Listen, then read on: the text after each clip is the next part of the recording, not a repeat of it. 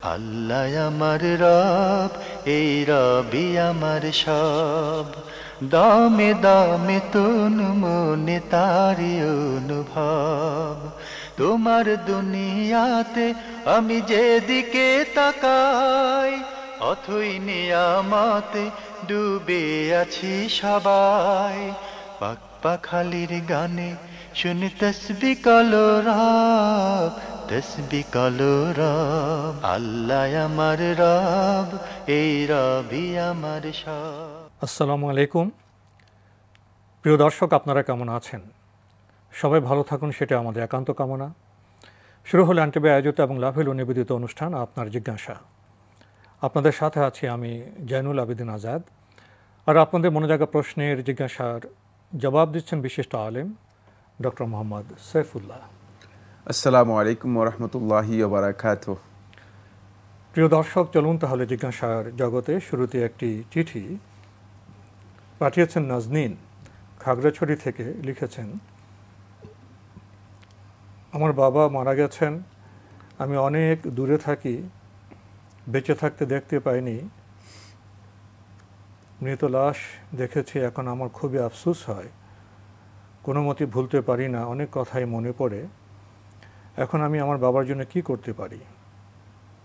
কি করলে আমার বাবা শান্তিতে থাকতে পারবেন, জানাবেন? আমার শ্বশুরবাড়ির এলাকায় কোনো মুসলিম মৃত্যুবরণ করলে এক ভাবি আছেন, উনি তালিম করে প্রতিবেশী ও আত্মীয়রা মিলে 1.25 লাখ তসবিহ পড়েন ও কোরআন খতম দেন। এটা কোরআন হাদিস মতে কি সঠিক? আমার বাবা মহরম মাসে 6 তারিখে শুক্রবার দিবাগত রাত 8টার দিকে ইন্তেকাল করেন। এ দিনটি কি ভালো? আমার বাবা স্বপ্নে দেখি ভালো আছেন, আসলে এটা কি সঠিক? মানুষ হিসেবে আসলে আমরা ভালোবাসা সম্প্রীতির যেই অংশটুকু রয়েছে, সেগুলো আমাদের যেই আত্মীয় স্বজন এবং বন্ধু বান্ধব সহ যাদের সাথে সম্পর্ক রয়েছে, সবচেয়ে ঘনিষ্ঠ সম্পর্ক হচ্ছে সন্তানদের সাথে এবং পিতামাতার সাথে। সুতরাং কারো যদি মানে পিতা মারা যায় অথবা মা মারা যায়, অবশ্যই তিনি সেখানে আঘাতপ্রাপ্ত হবেন বা আহত হবেন, কষ্ট পাবেন, কোনো সন্দেহ নেই।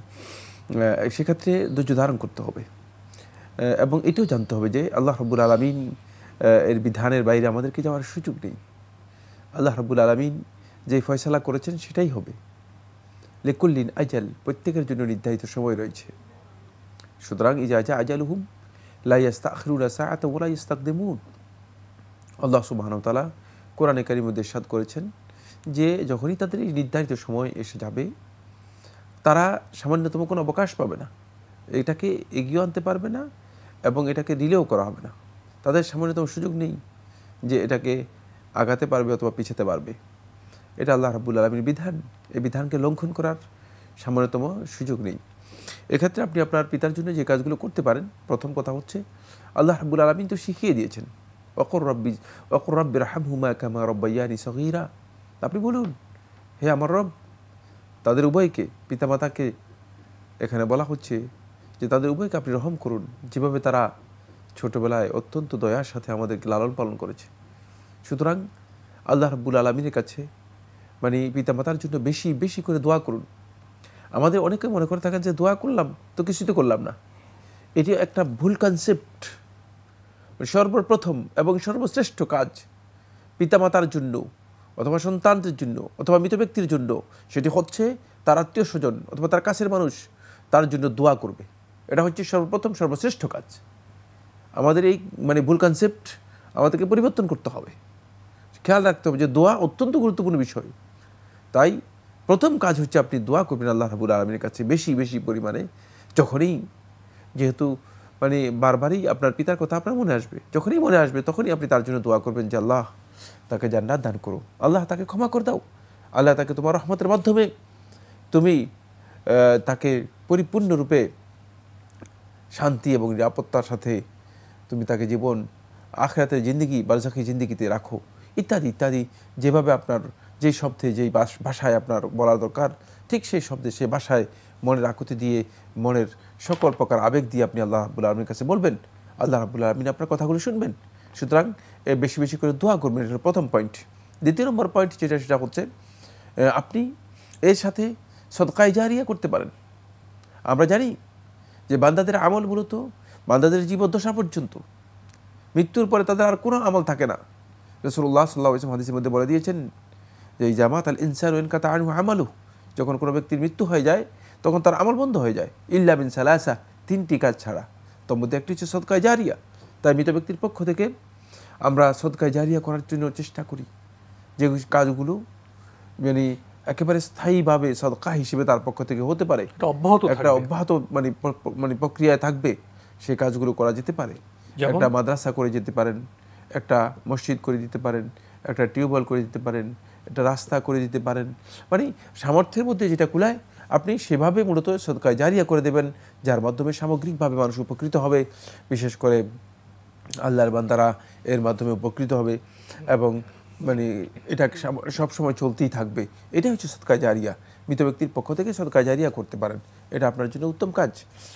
আর তার পক্ষ থেকে আরও অনেক কিছু করা রয়েছে, আরও অনেক কিছু যেগুলো করা যেতে পারে, যেমন ইতআমুত তাআম, তার পক্ষ থেকে মানে লোকদেরকে খাওয়াতে পারেন, নির্দিষ্ট কোনো সময় নির্ধারণ না করে, সেটা 40 7 দিনে, 3 দিনে, অথবা 1 বছরে, বার্ষিক মানে মৃত্যুবার্ষিকী ইত্যাদিতে নির্দিষ্ট না করে, এটাকে নির্দিষ্ট না করে শুধুমাত্র যে কোনো একটি সময় মানে তার পক্ষ থেকে লোকদেরকে খাওয়াতে পারেন, এটাও একটি ইবাদত।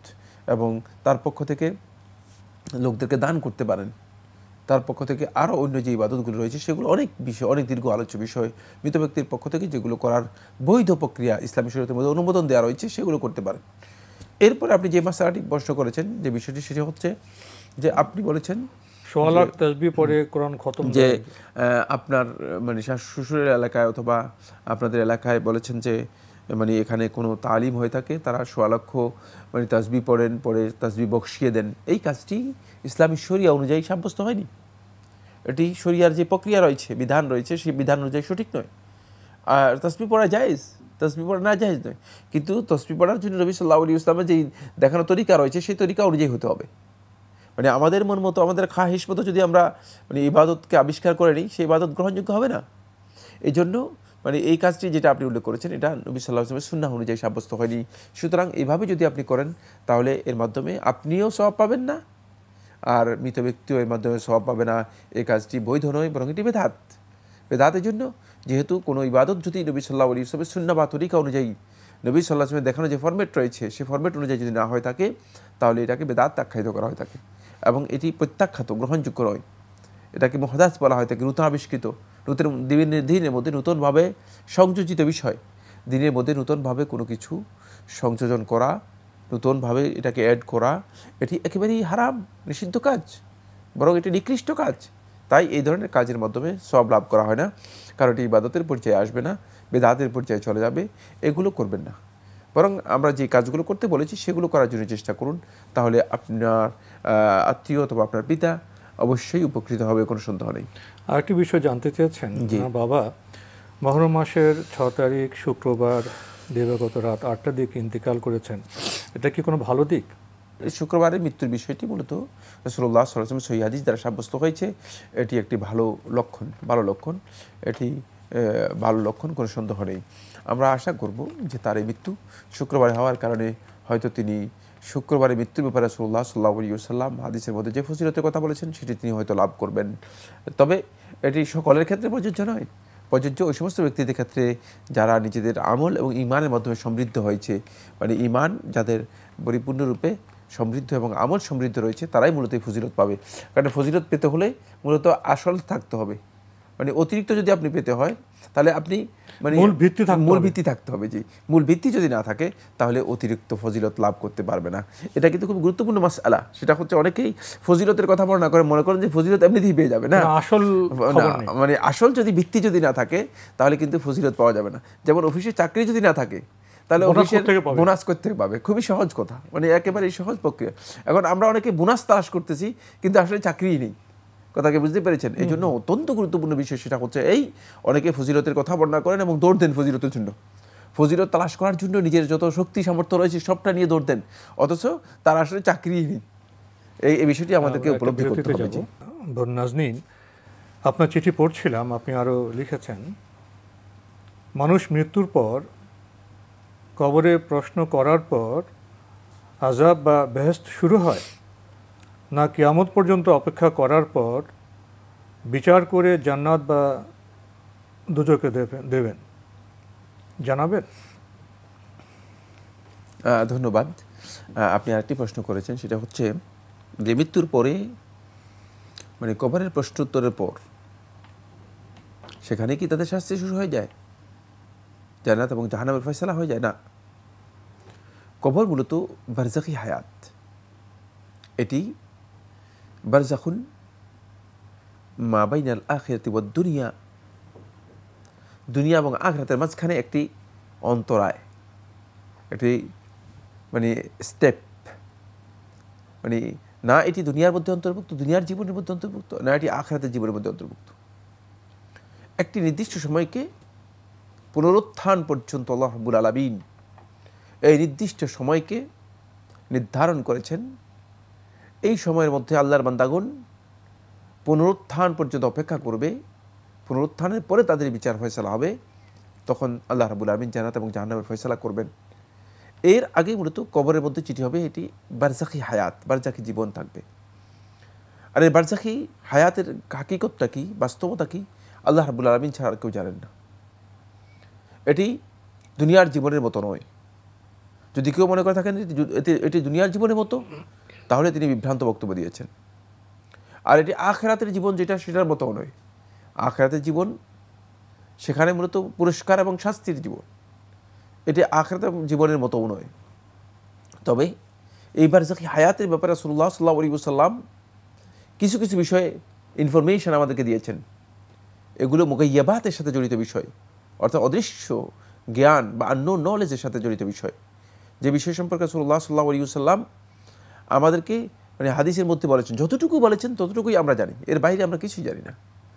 তন্মধ্যে রাসূলুল্লাহ সাল্লাল্লাহু আলাইহি ওয়াসাল্লাম স্পষ্ট করেছেন যে বিষয়টি, সেটা হলো এই যে বারা ইবনে আজিব রাদিয়াল্লাহু তাআলা বর্ণিত সহিহ মুসলিম হাদিসের মধ্যে এসেছে, রাসূলুল্লাহ সাল্লাল্লাহু আলাইহি ওয়াসাল্লাম বলেছেন, যখনই কবরের মধ্যে ব্যক্তিকে রাখা হবে, তিনি যদি ইমানদার ব্যক্তি হয়ে থাকেন, ফায়াতিহি মালাকানি ইয়াজরাকানি, মানে দুইজন নীলাভ চক্ষু বিশিষ্ট বৃহৎ আকারের ফেরেশতা তার কাছে আসবে। ফায়ুজলিসানিহি ওয়া ইউকআদানিহি, হাদিসের মধ্যে রয়েছে তাকে বসানো হবে, তারপরে তাকে তারা প্রশ্ন করবেন, তাকে জিজ্ঞেস করবেন, তাকে সেখানে প্রশ্ন করা হবে।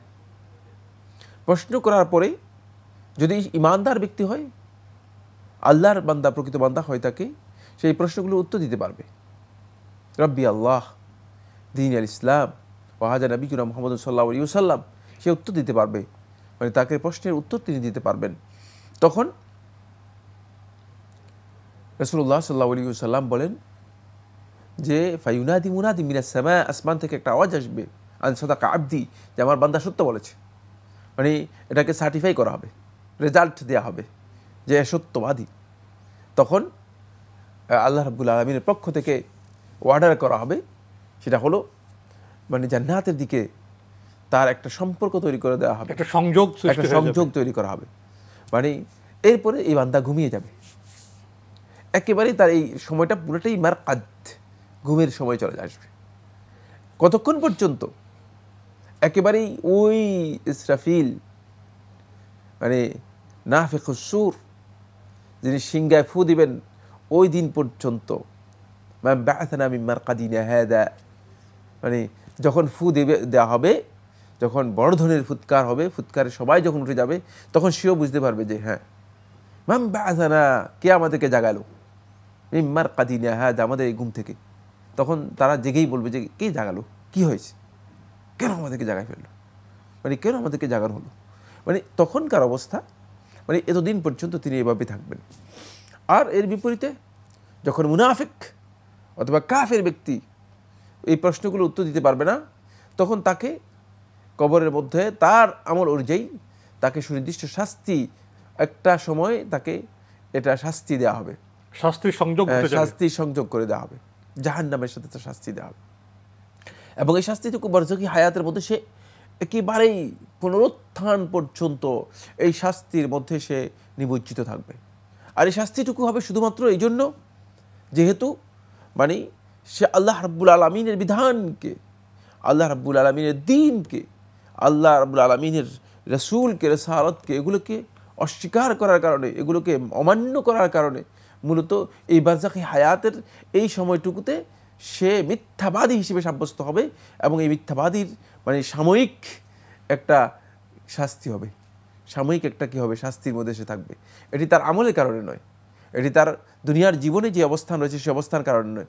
দুনিয়ার জীবনে অবস্থান বিচার ফয়সালা হবে মূলত যখন পুনরুত্থান হবে, পুনরুত্থানের পরেই মূলত আল্লাহ রাব্বুল আলামিন বিচার ফয়সালা করবেন এবং সেখানে বিচার ফয়সালার পর জান্নাত এবং জাহান্নামের ফয়সালা হবে।